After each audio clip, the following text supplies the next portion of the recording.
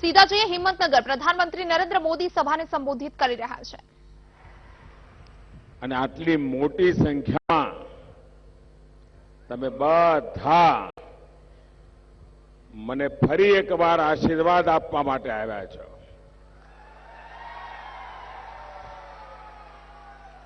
હું આપ સૌનો ખૂબ ખૂબ આભારી છું. આજે તો જરા ગઈકાલના વાવાઝોડાના કારણે ગરમી જરા ઘટી છે, પણ ગરમી ઘટવાનું નામ લેતી નથી. 23 તારીખે ગમે તેટલી ગરમી હોય પણ ભલભલાની ગરમી કાઢી નાખવાની છે.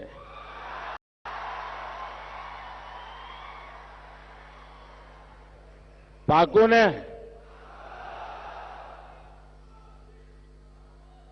અને વહેલી સવારમાં જ મતદાન કરવા નીકળવું પડે. જેટલા જલ્દી સવારમાં તડકો નીકળે પહેલા મતદાન કરી દઈએ.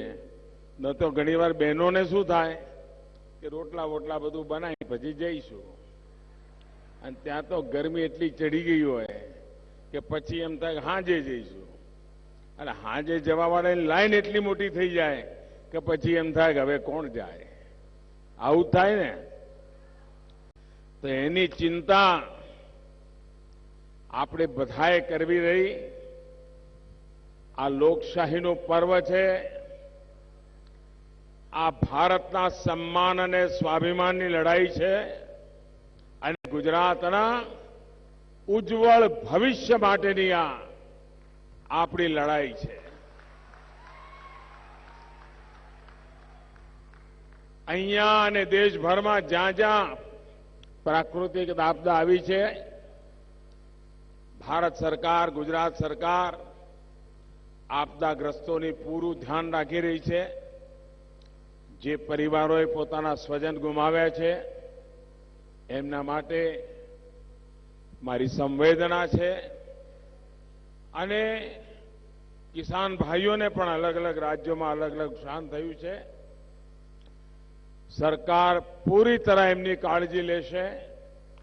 મેં સરકારી અધિકારીઓને આની સૂચનાઓ આપી છે, અને રાજ્ય સરકારો પણ પૂરી તાકાતથી આજના સંકટના સમયમાં પીડિત પરિવારો સાથે રહે, પીડિતજનો સાથે રહે. એટલું જ નહીં, મારી રાજકીય પક્ષોને પણ વિનંતી છે કે આવા દુઃખની ઘડીઓમાં રાજકીય કાવાદાવા ના કરવા જોઈએ. નાની મોટી બધી વાતો શોભે નહીં. આવા સમયે તો સાથે મળીને આપણે બધાની ચિંતા કરવાની હોય. અરે ચૂંટણીઓ તો આવે ને જાય, દુખિયારાઓની ચિંતા કોણ કરે? અને તેથી અને આજે તો મારે હિંમતનગરની હિંમતની પ્રશંસા કરવી જ પડે.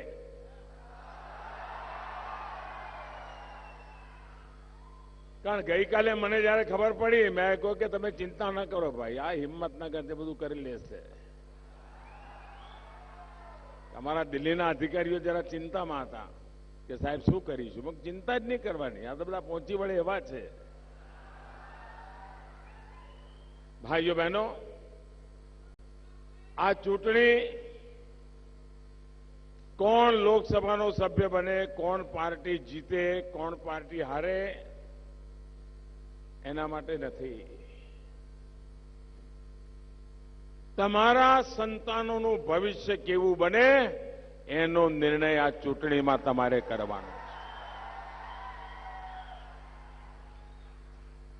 અહીં જ્યારે હું છેલ્લે આવ્યો ત્યારે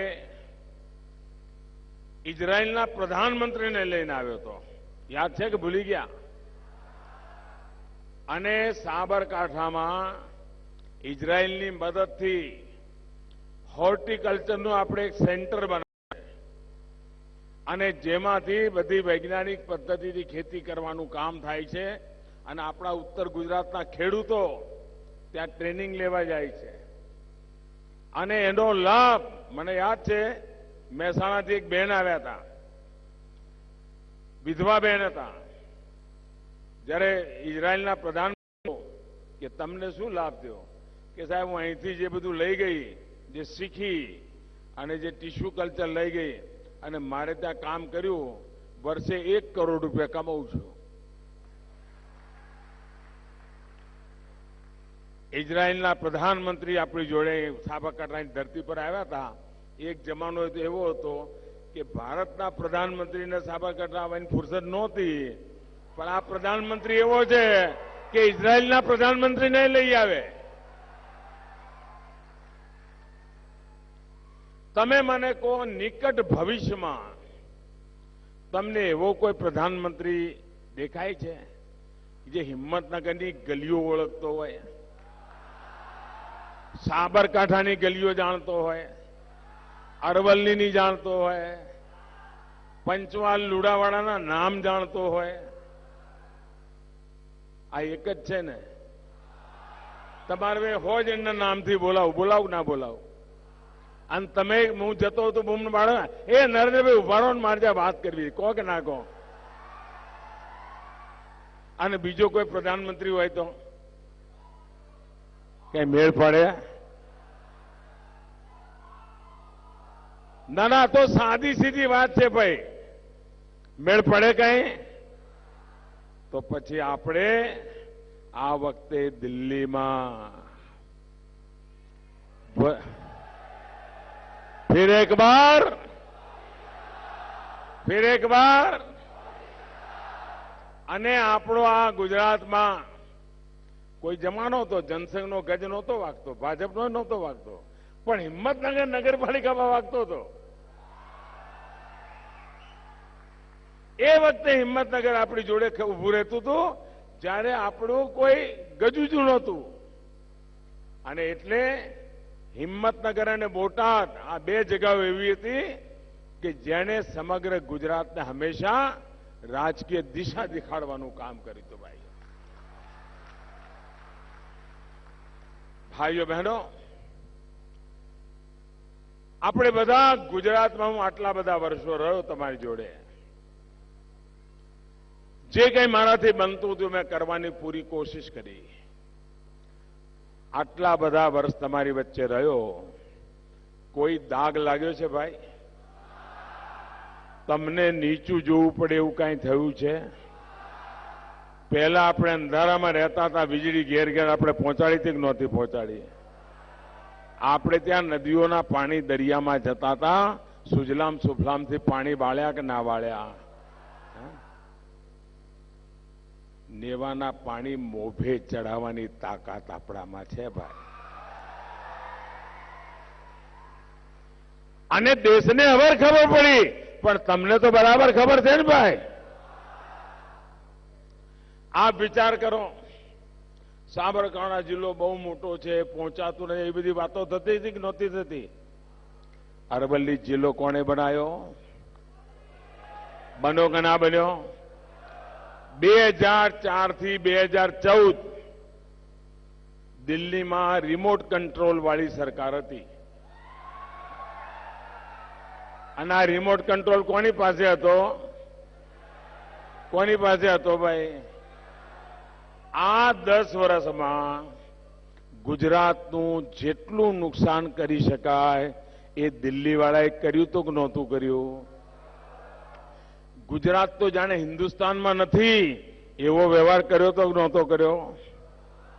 આપણા પોલીસ અધિકારીઓ સહિત બધાને ખોટા ગુનાઓમાં અમિતભાઈ શાહ સહિત જેલમાં પૂરી દીધા હતા કે નહીં? ગુજરાત સરકાર તોડવા માટે એકાસ પાતાળ એક કર્યા હતા કે નહોતા કર્યા? દિલ્હીમાં બેસીને 10 વર્ષ સુધી ગુજરાતને ખેદાન મેદાન કરવા માટે જે કંઈ કરવું પડે એમણે કર્યું હતું. હવે ફરી એમને આવો મોકો આપવા દેવાય?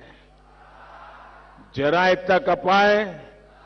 અને પહેલા તો કશું નહોતું ને હવે તો પાછો આ એમનો જરા પારો ચડી ગયો છે, કારણ કે જામીન પર છે ને.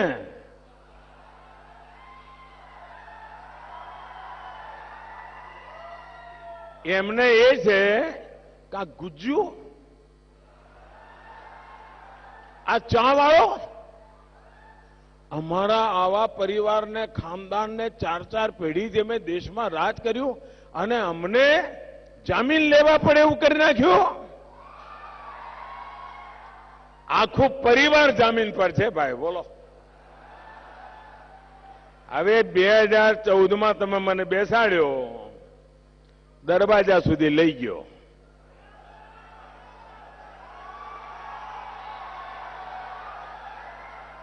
અને બીજા 5 વર્ષ આપો તો અંદર જાય કે ના જાય?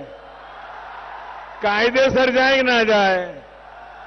દેશને જેમણે લૂંટ્યો છે એમણે પાછું આપવું પડે કે ના આપવું પડે?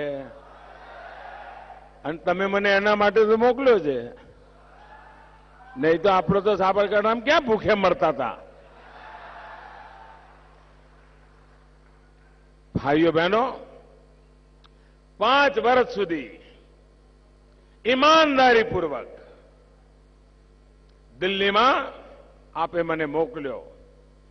આપની છાતી ફૂલે એવું કામ કરીને આવ્યો છું. તમારું માથું ગૌરવથી ઊંચું થાય અને ખાલી દેશમાં નહીં દુનિયામાં માથું ઊંચું થાય એવું કર્યું છે કે નથી કર્યું? તમને સંતોષ છે? ખુશ છો? નહીં તો શરૂઆતમાં તો તમે મને ફરિયાદ કરતા હતા, અને આ સાબરકાંઠા વાળાને તો જરા વધારે મારા પર પ્રેમ. એ સાહેબ તમે જતા નહીં ને, એ મૂકીને ના જાઓ ને રહો ને અહીંયા, કહેતા હતા કે નહોતા કહેતા? મેં કહ્યું ભાઈ જવું પડે, દેશ બોલાવે તો આપણે જવું પડે, પણ ગયા તો સારું થયું કે ના થયું? દેશને ફાયદો થયો ના થયો? અરે ગુજરાતના માણસો કોઈ દી સ્વાર્થ ન કરે. દેશને માટે કાંઈ જોઈતું હોય તો આ ગુજરાત તો છોડવા વાળું રાજ્ય છે ભાઈઓ. સરદાર વલ્લભભાઈ પટેલ અને મહાત્મા ગાંધીની આ જ પરંપરા ગુજરાતની છે, અને તેથી ગુજરાતે હસ્તે મોડે મને વિદાય કરી અને આજે આખું ગુજરાત મારી પડખે ઊભું છે. એ મારી મોટી તાકાત છે ભાઈઓ. ભાઈઓ બહેનો, પણ તમે મને ત્યાં એવું નહોતું કે સાહેબ 13 વર્ષથી તમે અહીંયા મંડ્યા છો, વેકેશન નથી લેતા, દિવસ રાત કામ કરો છો, શુક્રવાર શનિવાર જુઓ ક્યાંક ને ક્યાંક ગુજરાતના ખૂણામાં પહોંચી જ જાઓ છો. જાઓ ભાઈ દિલ્હી જાઓ, આરામ કરો, 5 વર્ષ જરા તબિયત સારી કરો, એના માટે મોકલ્યો તો? અરે અહીંયાથી જે શીખીને ગયો તો એને 4 ગણું કરીને દેશની સેવા કરવા માટે મોકલ્યો તો. અને ભાઈઓ બહેનો, આજે દેશને ક્યાંથી ક્યાં પહોંચાડી દે કરવા વાળા આ દેશમાં રાજ કરશે કે એક શ્રેષ્ઠ ભારત માટે સમર્પિત લોકો આ દેશ માટે રાજ કરશે? ભાઈઓ બહેનો, મોદીને ક્રેડિટ મળે કે ન મળે, અને એનાથી કોંગ્રેસને શું બોલવું શું ન બોલવું એની કોઈ તમાજ નથી. અરે મોદીને ક્રેડિટ મળે કે ન મળે, અને એના માટે કોંગ્રેસ મોદીનું નામ બદનામ થાય, મોદીની આબરૂ ખરાબ થાય, ગમે તે બોલવા માંડી, ગમે તે. એમના અધ્યક્ષ કેવી ભાષા બોલે છે ભાઈ! કોઈ ગુજરાતી સહન કરે? કોઈ ગુજરાતી સહન કરે? કોંગ્રેસ આપણા સપૂતોના શૌર્ય, આપણા વૈજ્ઞાનિકોની ઉપલબ્ધિ દરેકનો વિરોધ કરવાનો. હવે મને કહો, અંતરિક્ષમાં આપણે મિસાઇલ છોડીએ અને ઉડતા પંખીની જેમ 1 સેકન્ડમાં 10 કિલોમીટરની ઝડપે જતો સેટેલાઇટ, 1 સેકન્ડમાં 10 કિલોમીટર, એ સેટેલાઇટને ધરતી પરથી આપણી મિસાઇલ જઈને 3 મિનિટમાં પાડી દે. ગર્વ થાય કે ના થાય ભાઈ? ભવિષ્યમાં દુશ્મનના કોઈ પણ સેટેલાઇટને ઘર ભેગો કરાય કે ના કરાય? આ સાંભળ્યું ત્યારે તમને શું થાય કે ના થયું? કોંગ્રેસ વાળાની ઊંઘ હરામ થઈ ગઈ, એમને બીમારી થઈ ગઈ. ભાઈઓ બહેનો, ઉરીમાં આપણા જવાનો મરાણા. હવે મને કહો, મોદીએ ચૂપચાપ બેસવાનું ભાઈ? આપણા ગુજરાતમાં 6 વારે હુલ્લડો થતા હતા કે નહોતા થતા? થતા હતા કે નહોતા થતા? કરફ્યુ આવતો હતો કે નહોતો આવતો? આ હિંમતનગરમાં લોહી લુહાણ પથરા પડતા હતા કે નહોતા પડતા? આ મોડાસામાં બેન દીકરીઓ સલામત હતી? આવી દશા હતી કે નહોતી? આખા દેશમાં 6 તક નહોતા થતા? મુંબઈમાં બોમ્બ ધડાકા, હૈદરાબાદમાં બોમ્બ ધડાકા, કાશીમાં બોમ્બ ધડાકા, અયોધ્યામાં બોમ્બ ધડાકા, દિલ્હીમાં બોમ્બ ધડાકા. બધું બંધ થઈ ગયું કે ના થઈ ગયું? 5 વર્ષમાં બધું બંધ થઈ ગયું કે ના થઈ ગયું? હવે મને કહો કે આવું બધું કરતા હોય આ લોકો અને મારે ચૂપ રહેવાનું? ના, તમે મને કહો, મારે ચૂપ રહેવાનું?